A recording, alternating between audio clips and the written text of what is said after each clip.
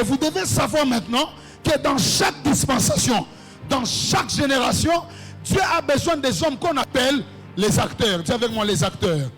Parce que le réveil n'est pas par des hommes qui se disposent à Dieu et que Dieu utilise pour apporter un réveil dans une génération. Voilà pourquoi je crois que ces assises ont été organisées pour que nous qui sommes cette poignée de personnes soyons la sélection de Dieu pour embrasser les jeunes de notre génération. Voilà pourquoi la Bible déclare, si l'Éternel n'avait pas gardé pour lui le faible reste, nous serions comme Sodome et Gomorrhe. C'est-à-dire que la destruction peut se faire s'il n'y a pas un faible reste. Je voudrais dire à quelqu'un, tu es la personne que Dieu a gardée de son faible reste pour embraser toute une génération.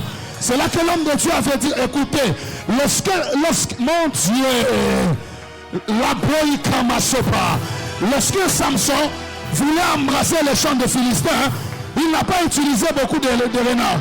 Il savait que s'il réunit seulement dès qu'il met les flambeaux, s'ils entrent, il faut embraser. Dans notre génération, le nouveau réveil est bâti sur l'unité. Parce que c'est l'unité créée par Dieu qui fait en sorte que lorsque moi et mon frère nous envassons, nous pouvons embraser notre génération. Dieu n'a pas besoin de beaucoup de gens.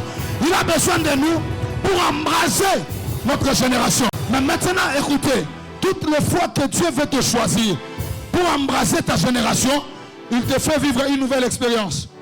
Ésaïe chapitre 6. L'année de la mort du roi Osias, il commence à vivre un spectacle surnaturel. Il voit le ciel s'ouvrir. Il voit des séraphins, il voit beaucoup de choses. Il est dans des expériences spirituelles. Lorsqu'il voit ces choses, il dit, malheur à moi, parce que je suis pécheur. Ésaïe, tu me choques. Tu as péché où? Parce que dans Ésaïe chapitre 1, tu commences puissant. Tu commences avec les prophéties. Tu commences avec les détails. Mais comment tu t'appelles pécheur? Parce qu'à un certain moment de la vie d'Ésaïe, certaines expériences spirituelles sont parties. Voilà pourquoi on parle du sommeil spirituel.